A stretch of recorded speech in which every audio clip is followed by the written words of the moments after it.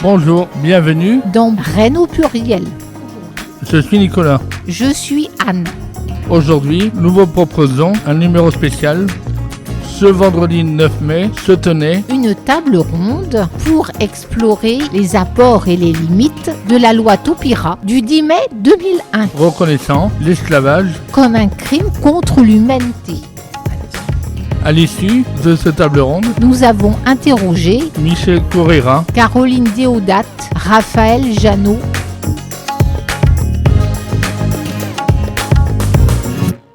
voulez-vous vous présenter? Alors, je suis Michel Correa, je suis membre du comité d'administration d'une association dénommée Mémoire et Partage. Que fait cette association? Alors, c'est une association qui a pour vocation de partager en fait avec différents publics l'histoire de la traite négrière sur l'Hexagone, entre autres. Alors, donc je m'appelle Raphaël Jeannot, je suis coordinateur de la recherche à la Fondation pour la mémoire de l'esclavage. Qu'est-ce que la fondation? Donc la fondation, c'est la Fondation pour la mémoire de l'esclavage, c'est une fondation reconnue d'utilité publique qui a été fondée en 2019 dans le sillage donc, de la loi Taubira dont nous avons discuté ce soir. Elle est présidée par Jean-Marc Ayrault, ancien Premier ministre et ancien maire de Nantes, et a comme vocation, comme objectif de replacer l'histoire de l'esclavage, la mémoire de l'esclavage au sein du débat public, du débat citoyen à travers divers programmes, notamment la recherche, l'éducation ou la culture. Bonjour, merci pour l'invitation. Je m'appelle Caroline Déodat, je suis artiste, cinéaste et chercheuse et en fait j'allie ces pratiques dans une recherche à la fois plastique et théorique. Est-ce que vous êtes de Rennes ou d'une autre région? Alors moi je suis né en région parisienne et la fondation est établie à Paris, à l'hôtel de la Marine, place de la Concorde, dans l'ancien ministère des colonies et ancien ministère de la Marine. Alors, je suis née à Rouen, donc je suis rouennaise, française, européenne, et je suis d'origine sénégalaise et de la Guinée-Bissau. Donc le Sénégal, ancienne colonie française, et la Guinée-Bissau, ancienne colonie portugaise. Alors j'ai la double nationalité, je suis française et mauricienne. J'ai la double citoyenneté. Qu'est-ce que la loi Taubira? La loi Taubira, donc du 21 mai 2001, est la première loi française et la première loi européenne reconnaissant l'esclavage comme crime contre l'humanité. Elle prévoit divers éléments, notamment donc cette reconnaissance, notamment le fait de pousser dans les programmes scolaires et dans la recherche universitaire ces thématiques, et elle pousse également à la création d'une journée nationale de commémoration en la date du 10 mai, et également avec la mise en place de lieux de mémoire et d'associations pour porter cette mémoire sur le long terme.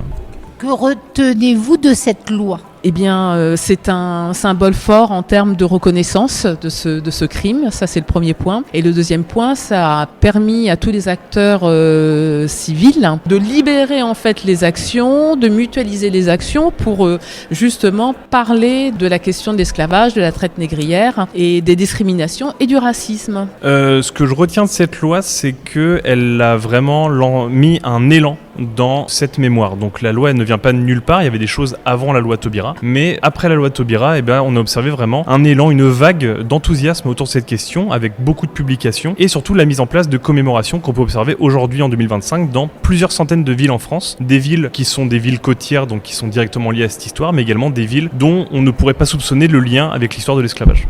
Comment expliquer l'affaiblissement de la loi que vous avez expliqué pendant la table ronde?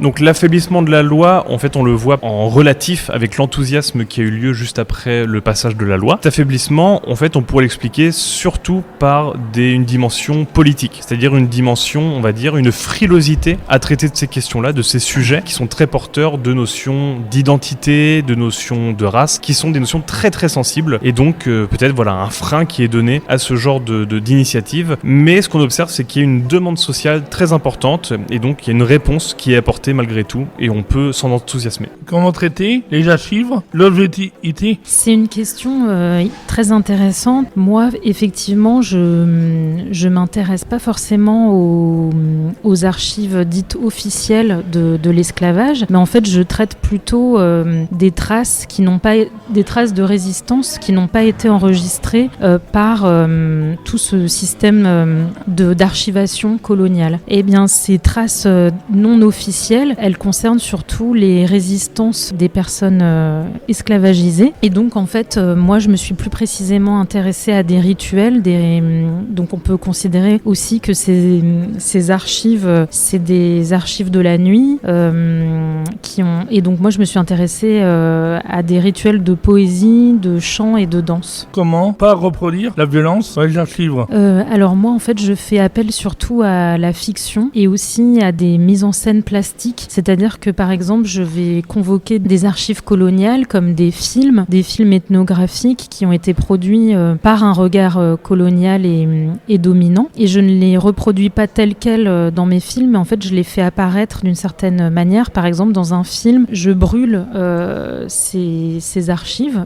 C'est-à-dire qu'il y a une projection d'un film ethnographique colonialiste et en fait je mets le feu à cette image. Derrière on voit uniquement parce qu'il y a tout un système de projection et on voit en fait apparaître ce film mais dans les volutes de la fumée du feu. Et pour moi c'est pas nécessairement un geste iconoclaste d'effacement ou de destruction des archives coloniales, c'est plutôt effacer aussi le dispositif cinématographique issu d'une certaine histoire dominante et en même temps c'est convoquer les fantômes enfermés dans ces images et libérer aussi les corps qui étaient aussi enfermés dans ces images.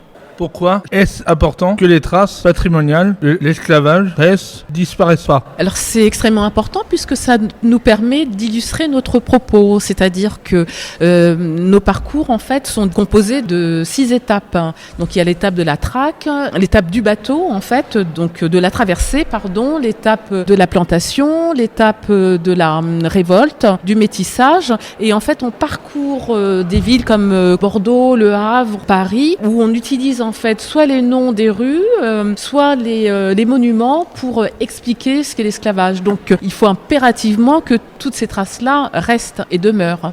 Pourquoi donner une place importante à l'art dans la réappropriation de l'histoire? Alors, l'art est un levier de réappropriation de l'histoire, puisqu'en fait, elle permet de raconter une histoire qui n'a pas été mise en récit, précisément par rapport à ce que je disais précédemment, c'est qu'en fait, les dispositifs d'enregistrement, en tout cas les résistances d'esclaves, en fait, ont échappé à ce dispositif d'enregistrement et en fait, l'art vient les réactiver. Comment gardez-vous le dialogue quand on évoque l'esclavage? Alors, c'est un sujet particulier, c'est un sujet qui peut être douloureux en fonction de la personne en face de qui on traite la question. Lorsque ce sont des élèves et des étudiants, ça fait partie de leur programme scolaire.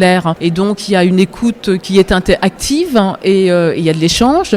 Lorsqu'il s'agit des élus, en fonction de la sensibilité que peut avoir l'élu, on est soit dans l'ouverture ou soit dans un débat assez ardu. Et puis pour ce qui concerne les scientifiques, les historiens, alors eux sont les sachants, nous n'avons pas la vocation d'être historiens, mais ils sont là pour nous aider en fait à transmettre un message et à parler de cette histoire commune. Oui, alors moi le dialogue il a jamais été vraiment rompu. Et en fait, je suis en discussion à la fois dans mon travail de chercheuse avec la publication d'articles, de livres et aussi en tant qu'artiste dans la production de films que je réalise. Et après, c'est aussi une voix qui est polyphonique, c'est pas un dialogue, c'est plutôt quelque chose qui est à l'adresse d'une multitude de publics. Et en fait, il y a différents niveaux de compréhension. Est-ce que les réseaux sociaux sont une réponse à l'évocation de l'esclavage? Donc les réseaux sociaux, en fait, on va avoir les deux versants, c'est-à-dire que évidemment, on aura ce discours qui est le discours typique des réseaux sociaux contre lequel on se bat et qu'on dénonce constamment, qui est un discours d'obscurantisme, de mépris, qui est un discours absolument insultant et abject. Mais on a aussi la réponse finalement des communautés qui s'approprient cette histoire-là, qui trouvent dans les réseaux sociaux une caisse de résonance un petit peu à ces questions-là. On peut l'observer de manière très concrète par exemple, si je peux donner un exemple rapide, qui est celui de la sortie du film Ni chaîne ni maître l'année dernière, réalisé par Simon Moutaïrou, qui a fait preuve d'une très petite promotion dans les médias traditionnels, donc télévision, radio, presse, mais par contre qui a bénéficié d'un bouche à oreille absolument gigantesque sur les réseaux sociaux, qui a permis au film de faire plusieurs centaines de milliers d'entrées. Donc on a vraiment de la création sur les réseaux, on a vraiment des gens qui partagent également cette histoire-là et qui permet aussi finalement d'infuser cette éducation-là auprès des gens. Pourra-t-on encore parler d'esclavage demain face à la montée des extrêmes ? C'est une question délicate, on l'espère du moins évidemment. On sait que ces thématiques-là sont dans le collimateur, dans le viseur des extrémismes et des politiques on va dire fascisantes, comme on peut l'observer notamment aux États-Unis, où l'histoire de l'esclavage, l'histoire des droits civiques est complètement dans le viseur de l'administration Trump. Nous, ce sur quoi on se base pour penser que c'est toujours possible, c'est la rigueur et le fait historique. C'est-à-dire qu'en fait, on se repose sur une assise qui est celle du fait historique établi par des chercheurs qui ont, eux, un protocole disciplinaire, un protocole de recherche qui est avéré, qui est celui d'une recherche juste, qui est celui d'une recherche factuelle, qui ne se repose pas sur l'émotion, donc d'un propos qui est vraiment vérifié, qui est soutenu par quelque chose de très rigoureux. Pourquoi êtes-vous venu et avez-vous l'intention de revenir faire d'autres conférences ? Alors, c'est la seconde fois que je suis sur Rennes. La première fois que je suis conviée par la maire de Rennes. J'accepterai bien volontiers toute invitation à la fois de la mairie, mais également de tout autre acteur social. C'est la première fois que j'ai la chance de participer à une conférence à l'hôtel de ville de Rennes. Je ne suis jamais venu faire de conférence à Rennes et je n'ai d'ailleurs fait jamais aucune conférence avant celle-là. C'est le baptême du feu un peu aujourd'hui, donc un peu de stress, mais c'était très chouette. Merci beaucoup de nous avoir accordé cette interview et on vous souhaite bon courage. Merci beaucoup à vous aussi. Merci beaucoup à vous pour les questions. Je vous remercie infiniment pour vos questions et j'aurai plaisir à vous rencontrer une autre fois peut-être. Merci infiniment, bonne soirée à vous également.